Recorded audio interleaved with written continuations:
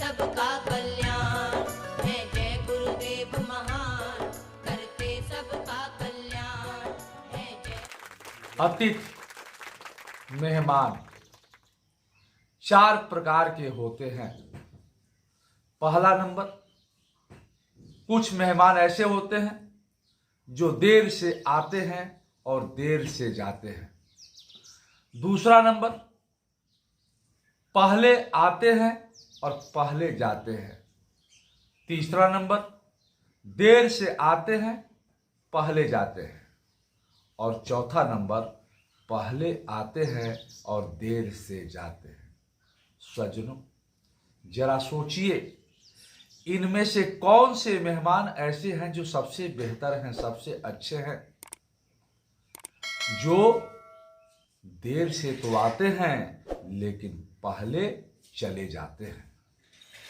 वही मेहमान सम्मान भी पाते हैं। नहीं तो आप तो जानते हैं ना, कहीं भी अगर हम अपने जीवन में कहीं किसी रिश्तेदारी में, कहीं किसी के घर जाकर अगर हम ज्यादा समय ठहर जाते हैं तो क्या होता है? सोचिए, एक ऐसी स्थिति है कि एक व्यक्ति अपने किसी रिश्तेदारी में गया था और वह कईयों दिनों वहां रुक गया था। तो जिसके यहां गया था वह व्यक्ति अपने बेटे से कहा कि बेटा, जब मैं मेहमान के पास बैठा रहूंगा तो तुम मेरे पास आकर के पूछना कि पिताजी शाम को क्या खाना बने। फिर हुआ यूं, सुबह का नाश्ता मेहमान ने किया। फिर दोपहर में जब वह व्यक्ति मेहमान के साथ बैठा था, उसी समय उसका बेटा आया और पूछा, पिताजी शाम को क्या खाना बने? तो उसने कहा कि सुबह ही तो इतना नाश्ता किए थे, फिर शाम को भोजन? अरे हम कोई राक्षस हैं क्या कि सुबह में नाश्ता किए, अभी भोजन किए, फिर शाम के लिए भोजन? अब मेहमान भोजन करे तो राक्षस। अब वो व्यक्ति कह रहा है कि अगर भोजन करना है तो मेहमान से पूछ लो, वो करना चाहता है तो कर ले। फिर अब मेहमान काहे को कहने जाए कि अब शाम को भोजन चाहिए। ऐसी स्थिति एक और मैं बताऊं, एक परिवार में एक मेहमान आए थे,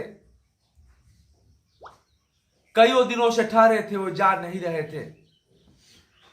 तो पति पत्नी में बात चलने लगी कि ये तो जा ही नहीं रहे हैं, मेहमान कब जाओगे कि दशा उत्पन्न हो गई है, क्या किया जाए? तो फिर पति पत्नी ने एक युक्ति सोची। पति ने कहा, ऐसा करते हैं, हम लोग दोनों आपस में एक दिखावपन वाली झगड़ा कर लेंगे और फिर तुम कह देना हम भोजन ही नहीं बनाएंगे, तो शायद यह सुनकर ये चले जाए। हुआ ऐसा कि सुबह सुबह पति पत्नी आपस में झगड़ने लगे। पति पत्नी को बहुत डांटने लगे। फिर पत्नी रोने लगी और कहे कि जाओ, अब मैं भोजन ही नहीं बनाऊं, करो झगड़ा मुझसे। फिर पति ने कहा, मत बनाना भोजन। यह बात मेहमान सुन रहा था। मेहमान ने सोचा कि जब इसके यहां भोजन ही नहीं बनेगा तो मैं यहां रहकर क्या करूंगा। फिर मेहमान अपना बैग उठाया और जाने लगा। अब खिड़की से पति पत्नी दोनों देखे कि मेहमान तो चला गया। अब पति ने पत्नी से कहा, क्यों रो रही हो? ये तो झूठ मूठ पे झगड़ा था ना। तो पत्नी ने कही, मैं भी कहाँ रो रही थी, मैं भी तो झूठे रो रही थी ना। तभी मेहमान पट से आ गया और कहने लगा, मैं ही कहाँ जा रहा था, मैं भी तो झूठे ही जा रहा था। ऐसे ही स्थिति कभी कभी हमें समाज में देखने को मिलती है। स्वजनों, हमें मेहमान की मर्यादा को, और चूंकि अपना भारतवर्ष सनातन धर्म को मानने वाला देश है।